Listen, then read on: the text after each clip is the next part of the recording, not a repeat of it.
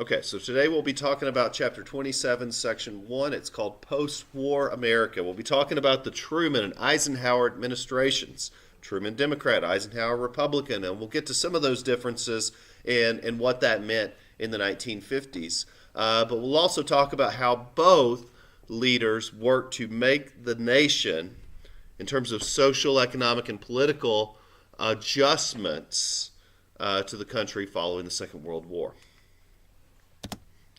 So I want to start with the GI Bill. Passed in 1944, the purpose of this was to ease veterans' return to civil life. It's huge. It paid, in many cases, full or partial tuition for university, unemployment benefits while veterans transitioned from the military to civilian life, and even loans. Home loans, business loans, helped people get on their feet. I mean, you got to think about 15 million men were mobilized to go into this war. Millions are returning home.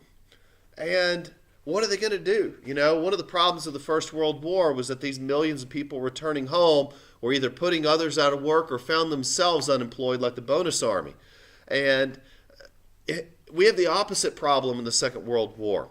So many veterans are taking advantage of the GI Bill and getting these guaranteed low-cost home loans, guaranteed low-cost business loans, accessing college, many for the first time in their family. There's a housing shortage. How cool is that? People cannot build houses fast enough to keep up with the demand. As a result, you get new mass production methods, many of which were developed during the war, that are being used to build homes quickly. And many people move to suburbs. You know, suburbs are small residential communities, like we just moved to Etowah. So Etowah is a small residential community outside of Hendersonville. You know, some people there even commute to Asheville. And it's quiet there. It's peaceful. A car drove by my house last night. That's it. You know, it's quiet, it's peaceful. And so many people choose to move to those types of places, and they can, thanks to this post-war prosperity. There's also going to be some social adjustment. More women are going into the workforce than ever. You know, of course, we've talked a lot about Rosie the Riveter. And even, you know, in addition to the civil rights movement, there's going to be a lot of changes in gender roles after the war. For one, more women are emancipating themselves from broken marriages by seeking divorce. And so you're going to see a rise in the divorce rate. And you get various commentaries on that. But just, you know, in general, more people are getting out of bad marriages. And of course, that does lead to a rise in the divorce rate. But also, you're going to see some economic readjustment. You know, the GI Bill is not just a magic wand. The post-war prosperity is not without its complications. These defense workers are going to be laid off. We just don't need to build guns and tanks and planes to the degree. And so with that decreasing demand in defense industries, you are going to see wages begin to decline for those workers. Also, a lot of the controls, to defeat the Nazis and the fascists, we took over the economy during the war. Remember, price controls meant that things had to be a certain price because the government mandated that. And when those price controls ended, we went back to the normal laws of supply and demand. And so many scarce consumer goods went up in price. In fact, Congress wound up reestablishing some of those controls. But all in all, the end of the Second World War saw a remarkable recovery from the Great Depression. You know, more people had money saved up. Many of these service workers had money saved up. If you go into an active combat zone, your income goes up and it's tax-free. And all of your expenses are paid for because the Army feeds you, clothes you, takes care of you. And so many veterans are returning home with a sizable chunk of money saved up. And so, of course, the effects of this is many of them are going to start families. But, of course, defense spending stays high because of the Cold War and the concern about the Soviet Union.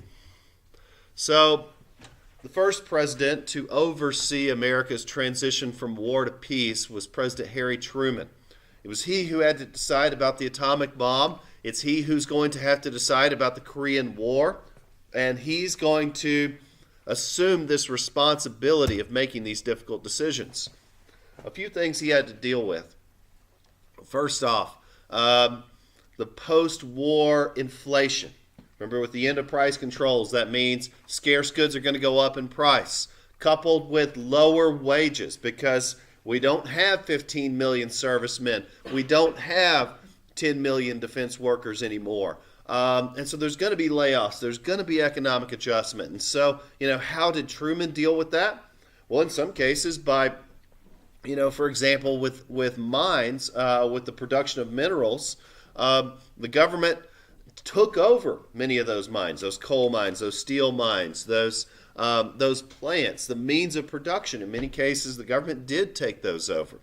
In fact, when workers would go on strike, especially during the war, he resolved a lot of those in a very harsh way by simply threatening to draft workers.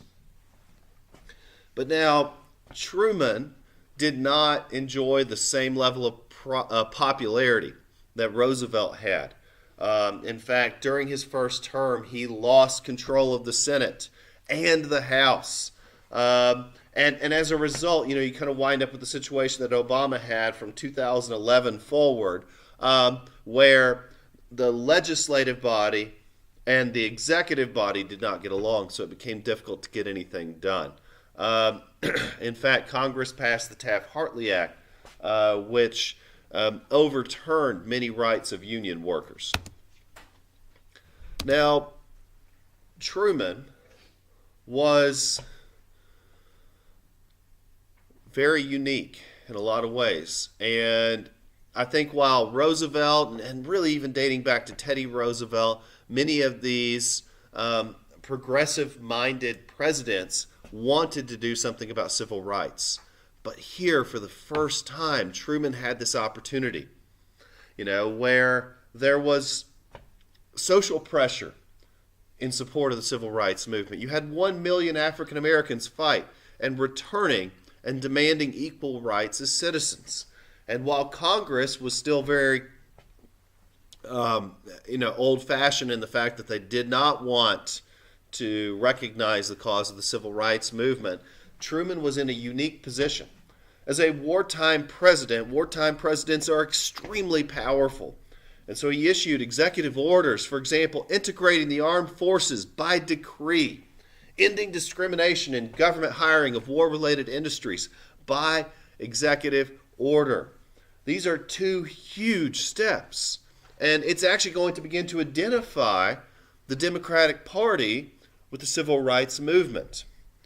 And for example, what's the backlash of this? In 1948, many Southern Democrats left the Democratic Party.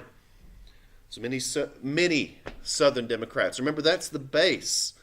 You've got the Democrats in the South, and dating back to the Civil War, the Republicans were a Northern party. And that changed. That began to change in 1948.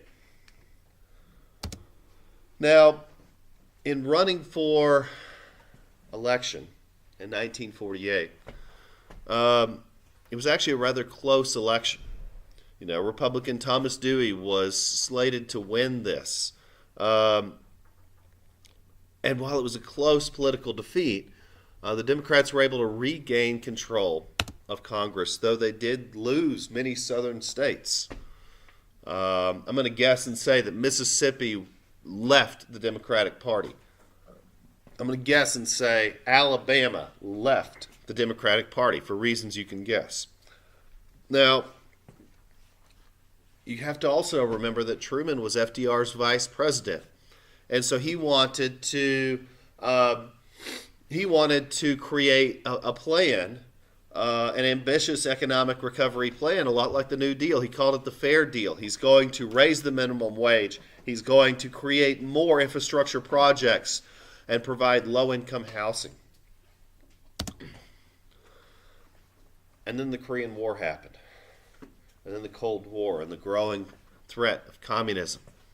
As well as, Joseph McCarthy, Truman was often painted as being soft on communism. And as his approval ratings began to drop over the Korean War, which was just a tragic affair, went on for years and resulted in a stalemate with a very tense situation in North and South Korea. And every president since has tried to fix this situation. But what are you supposed to do? Now, when Dwight D. Eisenhower ran, and received the Republican nomination for President of the United States, he won. And really, the Republicans get a resurgence, but I want to give you just a little taste of Dwight D. Eisenhower. He's what we would call fiscally conservative and socially liberal. Now, the Republicans really gained in this election from the southern states that left the Democratic Party. And so from Eisenhower forward, you're not going to hear a Republican come out strongly in favor of civil rights. I'm just being honest with you. That's, for example, Eisenhower tried to avoid the civil rights movement. But really, the reality is this is a popular movement. This is a grassroots thing. It's gaining strength even throughout his presidency. But he's got to walk carefully because politically, states like Mississippi are watching how he reacts on civil rights issues. Now, economically, he worked for a balanced budget, but also pushed for a lot of social legislation like a federal Department of Health, Department of Education, Department of Welfare. But I want to, in closing, give you a famous quote here from Dwight D. Eisenhower, the famous general of the Second World War. He says, and I quote, "Every gun that is made, every warship launched, every rocket fired signifies in the final sense a theft from those who hunger and are not fed, those who are cold and are not clothed. This world in arms is not spending money alone. It's spending the sweat of its laborers, the genius of its scientists, the hopes of its children."